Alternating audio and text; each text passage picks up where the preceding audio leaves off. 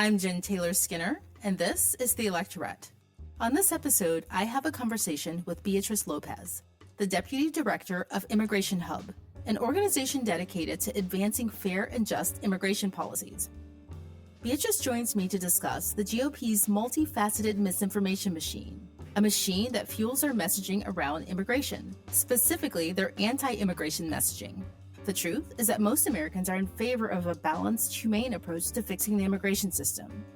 Despite that, Republicans keep pushing cruel and inhumane policies in hopes that scaring voters will help them win at the ballot box. Beatriz and I discuss the Republican strategy and how Democrats can counter that strategy by appealing to voters' desire to end the chaos at the border and by leaning into our shared values as Americans. So, please enjoy my conversation with Beatriz Lopez. Beatriz Lopez, welcome. Thank you. Thank you for having me. So the news has been moving really quickly on immigration policy and reform. So I want to get started by getting a sense of what's happening right now, because like I said, things are moving so quickly. Democrats and Republicans were close to reaching a deal on border policy, a deal that included, I think, some aid to Ukraine. And that was, of course, kind of usurped by Trump, right? I don't find that totally surprising that he kind of disrupted those negotiations, right? Because he thinks it will help him. But what was surprising is that Republicans came to the table at all, because from my understanding, their stance on immigration is that there is no immigration. They don't want immigration. They also don't want aid to Ukraine. They don't want either. So I want to know what was in that package that was beneficial for Republicans.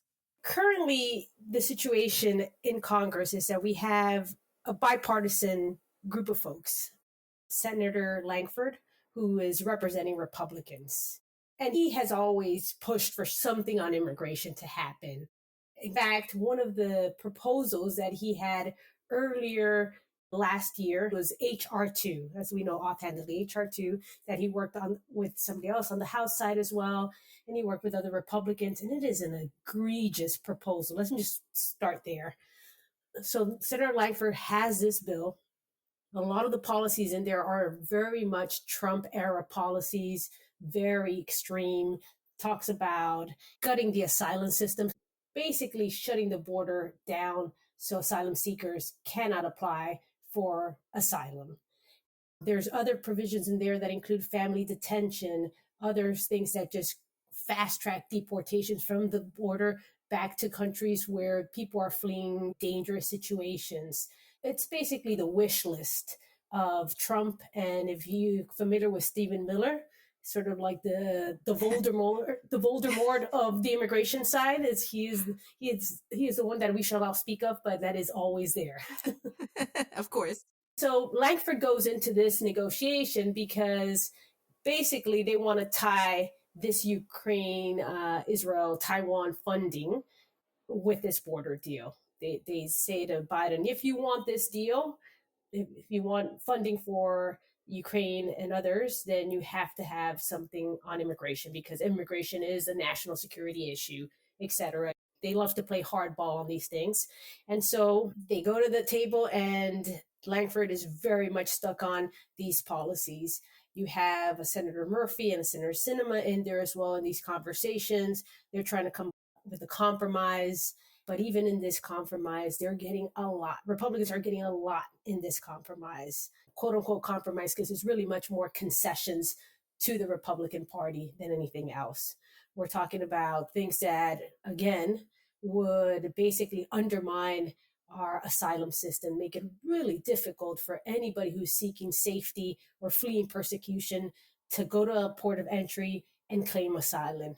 So it's just more of the Trump tricks to make it just so that people are stuck at the border and jeopardizing lives, as we've seen before with policies in the past, like Remain in Mexico and other ones that just leave people in this limbo, in dangerous limbo, without any sort of access to legal or lawful pathways. Because again, I'll remind your listeners is that asylum is a legal right, recognized internationally and recognized within our country. And they want to shut that down. So that's where we're at kind of now. Right. So what is attractive to that, aside from the aid to Ukraine? What is attractive to that from the Democratic side, from what we would want in relation to immigration and border policy? nothing's attractive there for the Democratic side, but this is like, to be completely frank, you have Senator Murphy with good intentions and Senator Sinema, who comes from the independent side, thinking that we have to sort of demonstrate that we could be tough on immigration. And we can be smart and tough without being cruel. And this deal doesn't get to that, sadly. But politically, it does get to one thing, which is demonstrating to the American people that we are serious about negotiating with Republicans. On the other hand, Republicans are not serious. They've never been good faith negotiators. They're not honest brokers. And we've been here before in past situations where Democrats have been willing to come to the table and say, hey, we are willing to compromise here. We would like for other things to happen. Just for instance, protection for dreamers, protection for people who are fleeing dangerous situations. Let's come to the table, let's talk about it. But they've never been honest brokers. They always tend to pull the rug under Democrats' feet and not get to anything because, as Trump proves again, this is a political issue. This is an electoral wedge issue for them. And they're not going to give Democrats an inch or a win on immigration. Yeah, I want to talk about that one little piece though, because I don't see any long-term electoral value for Democrats on doing that right now, right? Like Democratic voters aren't asking for Democrats to come to the table with Republicans, given how cruel their policies have been in relation to immigration. So is there any kind of long-term value by demonstrating that? There's a group of Democrats that believe that if we come to the table, if we show bipartisanship on this issue, then we can show voters that we're serious about it. And, there's an argument, obviously, for bipartisanship. I would love that. I mean, this is what we would need in the future, honestly, for both parties to come together and figure this issue out and update the laws, really put the country, the people forward, because immigration solves a lot of things for us. We have to tackle global migration. We have to think about how do we fill labor shortages? How do we take care of our aging parents? Who's going to take care of them? Who's going to take care of others who are sick, who need help, and the healthcare industry needs more workers? Immigration solves a lot of those problems. But we don't have honest brokers right now. We don't have people on the other side of the aisle who are willing to break with Donald Trump at this moment and be the adults in the room on this important issue. So you're right. I absolutely agree that this is not something that's going to win voters over. Democrats, on the other hand, really need to sort of just speak up on the issue. When I look at our polling and research, the majority of voters don't know where Democrats stand on the issue because it's been Republicans who have been churning out this loud, obnoxious noise saying that Democrats are for open borders, migrants are flooding the border, etc. So they've been super loud and deafening.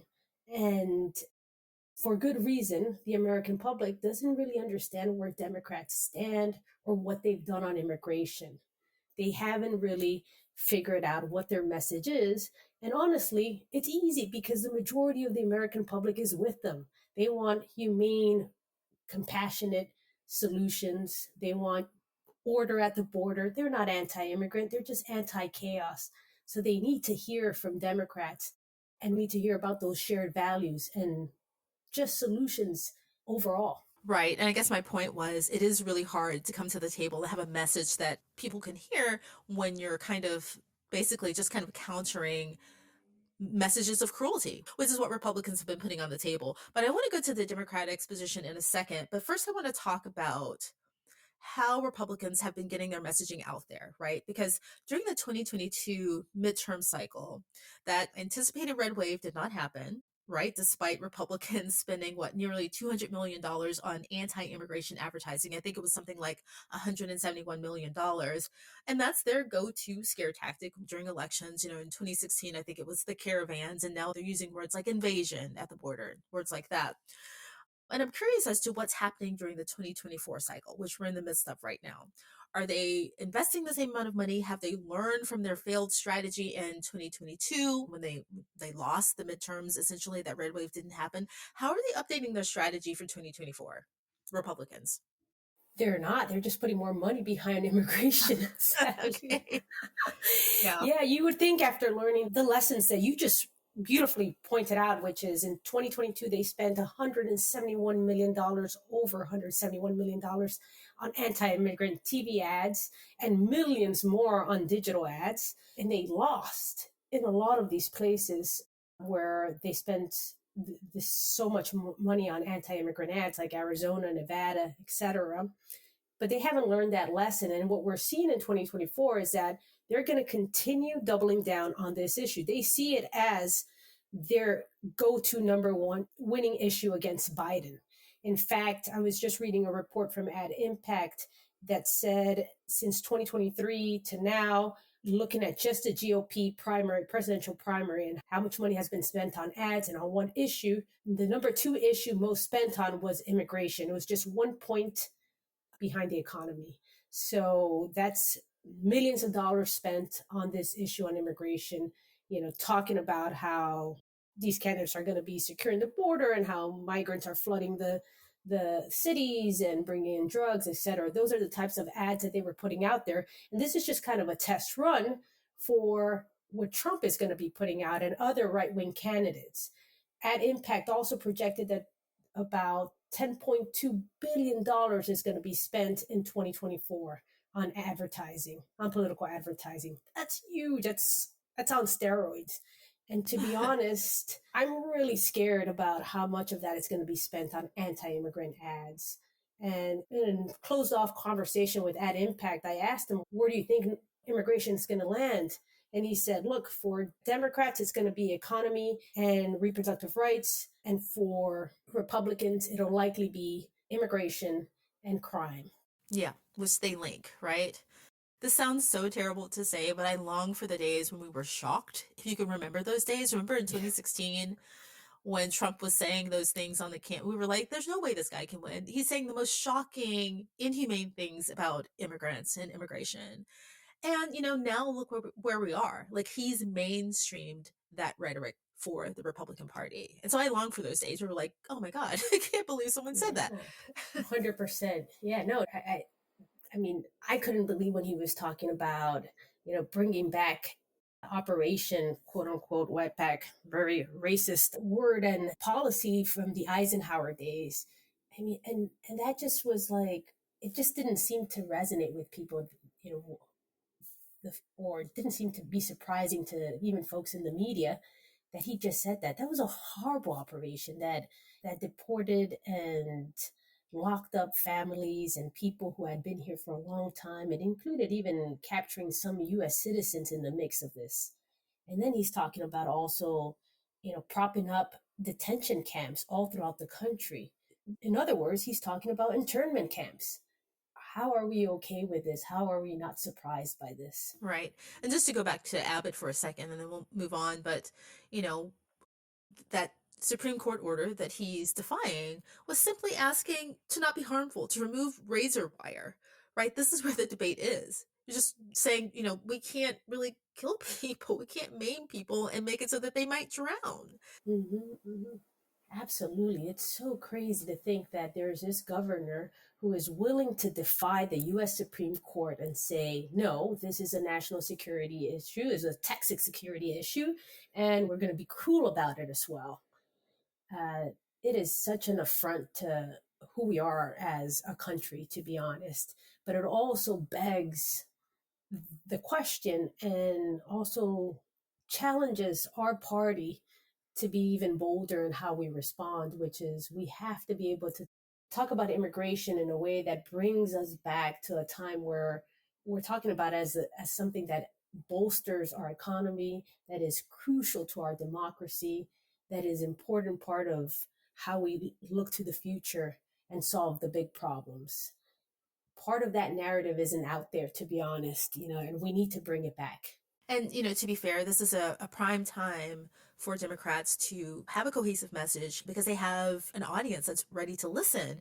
It's very similar to the debates that we're having on abortion, in that Republicans, again, are not listening to the majority of voters on immigration, just like they aren't listening to them on abortion, because the majority of Americans want some kind of reasonable path to citizenship for immigrants. They want a humane asylum process. They want something positive for dreamers. And this is not what Republicans are doing. So if Democrats can get that messaging out there, that would be great. And so I'm just curious, if the majority of voters are for some kind of positive immigration policy in favor of things that are humane, things that are rational, things that work long term, who are Republicans then catering to? They're trying to get across one to their rabid base, who believe that the people who come to this country shouldn't look like you or I, that they shouldn't be coming from Latin America and predominantly Black countries either. So they're speaking to that base. Sadly, there is a base of people in America who believe that, who believe in the great replacement theory. And so there's that base. And then there's the other group of voters who are maybe in the suburbs, maybe they're moms, maybe they're concerned dads, or maybe they're just a little out of touch with what immigration means to this country, or are hearing too much of a bad thing and that it's getting too close to their communities. So he is speaking to their anxieties, their stress. I often find in my research and when I'm talking to voters or advertising to them, it's not really the issue of immigration. They're just like you and me, stressed about something, insecure about our future. They might be worried about, you know, things not going well financially for them, etc. And so Trump and folks like Stephen Miller and others capture that imagination of, well, who's to blame for this. And so they scapegoat immigrants. They use these scare tactics, a lot of fear mongering. And suddenly immigration is the issue that is affecting them. Even though they may be, like, for instance, voters in New Hampshire with a population with limited immigrants in their state, far away from the southern border, but yet immigration is worrying them. It was the top issue for Republican primary voters there, including some moderate Republicans. That's a problem because he's using that issue to really exacerbate their anxieties. It is part of their formula, using an issue, creating a scare tactic, a boogeyman for them that they can sort of blame. And then you have the hero being Trump and others who are going to save them by, fighting back this threat, the threat of the other.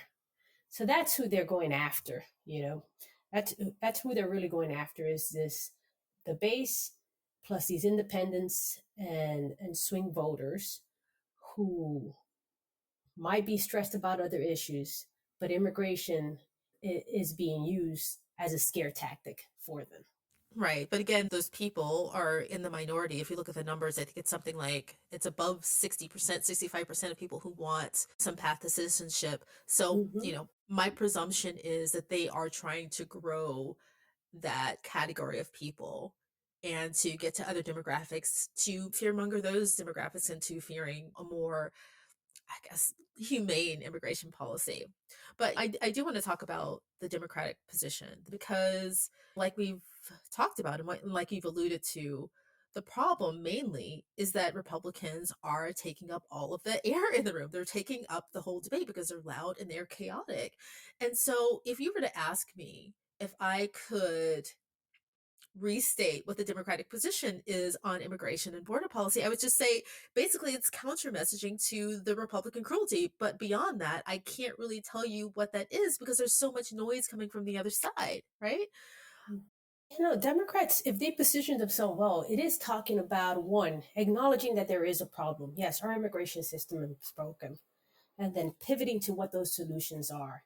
Yes, we need a path to citizenship for dreamers and other long settled immigrants who've been waiting for Congress to deliver action. They want to be able to create order at the border through solutions that invest in more border infrastructure, for instance, processing centers, more border officials to be able to process asylum claims, creating a whole processing system at the border that allows for us to sort of mitigate the flow of migration. Those are solutions that people support. Those are solutions that allow people to remain united, to remain together, families to be able to come through some sort of lawful pathway into the country without having to trek through some dangerous journey to get there. If Biden actually spoke about some of these solutions that he's already worked on and delivered on, everything from reuniting families to creating humanitarian parole for people who are stuck right now in dictatorships. These are solutions that people like because it is talking about ways that create lawful pathways and also speak to our compassion as well as a country that's always been a nation of immigrants. When we talk about those shared values and solutions that people can imagine, that's where the Democrats are in a better place. They can be for humane border security, and they could be for a path to citizenship for dreamers and others who have been here for a long time. So if they stayed in those space, acknowledging that something has to be done at the border and something needs to be done here within the United States, they're in a good place. And that's what they can be for, and they are for. They just need to talk about it more. Do you think there's a bit of trepidation on the part of Democrats to talk about this more openly and some of the things that you've just pointed out that the Biden administration have done and some of the policies that they've been floating? Is there a bit of reluctance to talk about it because, of the nervousness that Republicans will hit them on one of their main talking points going into 2024? So they're trying to downplay it so that they don't get dinged and get hit with, $100 million worth of ads in relation to this. 100%. I mean, because when you think about it, and I think you put it up perfectly, what you're getting at is that immigration is a complex issue. It really is. It's a complex issue when you're actually legislating on it. But when you're talking about to the American people, you don't have to wordsmith the fact that you're for border security that's humane and orderly, and that you're for a path to citizenship. They shouldn't be scared to say these things out loud. And they should also be bold enough to also contrast themselves against their opponents who are for family separation, who are for cruel policies that would just shut down this country and make it harder for people to get here and harder to meet our economic demands. They have to be able to sort of center their messaging on a formula: shared values, solutions, and contrasting themselves against Republicans. That's the formula. When I talk to Democrats, and I stick to that. You don't have to go into, explaining how legislation works. We get stuck really on that. And it's not just candidates and members of Congress and others. It's also advocates. We get stuck in the minutia of, wait, if we're saying border security, we're talking their language. No, you're just talking the language of the American people, which is, does everybody want a secure border? Yes, of course. Even I do. But I also want something that is manageable, that is orderly, and that is humane. And we can talk about that. Those are shared values with the majority of the American people. And we could talk about the people that are here who, when everybody looks around, most Americans look around, they see immigrants in one form or another, whether it's the Haitian American healthcare worker or the farm worker in California who came from Mexico. They're familiar with who the immigrant in America is and who they've evolved to be. And they could look back to their ancestors as well. And so if you tap into that, the emotional and the logical, you're in a good place. And I think Democrats shouldn't fear that. They should stick to the formula, be disciplined, just as disciplined as the Republicans are. Their whole thing is just being disciplined on being cruel. We should be disciplined on being sensible. Right. That's really well put. And you alluded to something else that we don't talk about very often is that not only do Democrats have the risk of being attacked from the right, but also from the far left, right? If you say anything in relation to, for instance, I'll give you this as an example, one stance that was being floated around at some point was that we should help South American countries stabilize their government, stabilize their economy so that people are less inclined to migrate to the US. And some people saw that stance as less welcoming and possibly cruel, right? So where do we stand there? Because it kind of seems implausible to absorb, people from all of the countries that are having political issues in South America, right? You mentioned Haiti, which is, they're kind of at a political crisis right now. So what's Mhm. our stance there? Look, my family's from Nicaragua, and currently, right now, we have a dictator in Nicaragua who is making it really impossible for people to eat. And so, which is why you saw an increase of migrants coming from Nicaragua, Venezuela, Cuba, Haiti. Those are some of the primary countries. And why, to your point, is that they're really unstable countries. There's dictators, there's economic devastations there due to natural disasters or political violence, etc. And to those that say that it is cruel to talk about stabilizing these countries, they're not really thinking about the people who are there. Many of these people would love nothing more than to stay in their homes and continue to thrive. But when you have these kinds of governments, and we have to be not the police, an international police force, but rather be able to work with the region, with the surrounding countries who are also feeling the impact of the instability in these countries, to be able to create regional solutions. And again, this is one thing that the Biden administration hasn't done a great job in eloquently talking about it so much, is that they have created alliances and they have created resolutions, and they've been investing in some of these countries on creating opportunities and processing centers and other types of creative solutions to help people in the region deal with the issues of global migration, but also the root causes of forced migration. There's a reason that he's talked to the president of Mexico, to the prime minister in Canada. These are all things that they're working on and looking, because they have to do it. Because if we want to be able to solve the issues of global migration in the future, then we have to start talking with our partners in the international community. And they have been doing that. And it's important, because we don't live in a world that's not going to be affected also by climate change. And what we're going to start seeing more and more is climate refugees. So this is all really much connected. And we have to be able to sort of think about new and creative solutions. We can't be stuck in the past. I know that the United States has an ugly past of interfering in countries. But when we have presidents that can listen to us, when we have presidents that are willing to work with the international community in a conducive way, we need to do that, because the problems are just going to become bigger and much more challenging than ever before. Have the Republicans, their surround sound messaging strategy on, fear mongering around immigration, has it begun to chip away at other demographics, other than, what you typically think of as their demographic, white conservative Southern voters, right? Have they started to chip away at other demographics like Black voters or Latino voters with their anti-immigration messaging? Sadly, yes.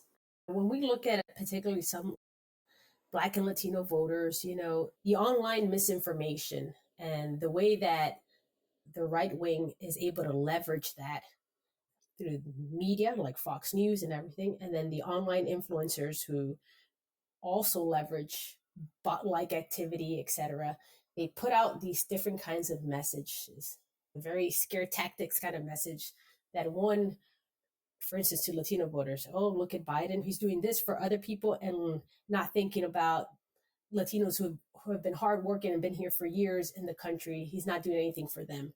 All he's doing is opening the borders and allowing these other immigrants to come into the country, use social security aid or whatever, they create this sort of zero-sum game of competition between communities, trying to divide them. That's been the case, for instance, in Democratic-led cities like Chicago, where there's been migrants bused to Chicago, and you suddenly start seeing, that there's aid going to the migrants on resettling them, on figuring out where they can be housed and everything. And suddenly you have some Black citizens in Chicago complaining about how their issue is being forgotten, housing issues being forgotten. They're not being invested in. Their communities are being left behind, etc. That is all part of the Republican strategy. Divide the community, distract them from the real issues, distract them from who is actually creating the chaos. And so they're weaponizing immigration in order to divide these communities and demoralize their enthusiasm for Democrats.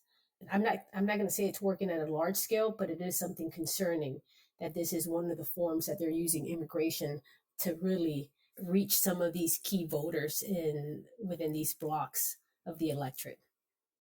So I know that Immigration Hub has some strategies for the upcoming election and for this election year. What are some of the winning strategies and messages that you think will work for Democrats going into November? We do a lot of research and we do a lot of message testing, head-to-head messaging, and create ads and everything to really tell us what speaks to the American people on this issue. And we'll continue to push Democrats to lean in, go on offense on this issue, talk about acknowledging the problem, which is that we do have a broken immigration system, pivoting to the solutions that are working, pivoting to what Democrats have done on the issue, and contrasting themselves from Trump and Republicans on the issue, showing what's at stake, where Democrats stand on this, and continue to saturate that message as much as possible. If they follow the formula of hitting on acknowledging the problem, talking about shared values, humane and orderly solutions, and hitting back at Republicans, they're in a good place. They need to be disciplined. They can do this. The majority of the American people are with them. They just need to talk about the issue. Lean in, be unafraid, be bold, and they'll win people. They'll win over critical voters that they need to pick up. As you know, Jen, this is a numbers game. In a lot of places, 100 votes counts. It could swing an electoral race. And there are voters in battleground states who need to hear Democrats talk about immigration. And it is important for them to lean in and talk about it and contrast themselves against Republicans. And they will win these voters over. They don't need to try to out-Republican the Republican or be just as extreme. That's not going to get them the votes. They need to hear that they have the better solution and they are much more in touch with the values of Americans than their Republican opponents. Yeah, I like that. Lean in and be bold. That would apply to so many other issues. Yeah, for Right? sure. Yeah, well, Beatriz Lopez, thank you so much for joining me. I really enjoyed our conversation, and I'm really optimistic about what's going to happen in November. So thank you so much. Thank you, and thank you for talking about this important issue. Not many people talk about it or want to discuss it the way that you do, and I thank you for that.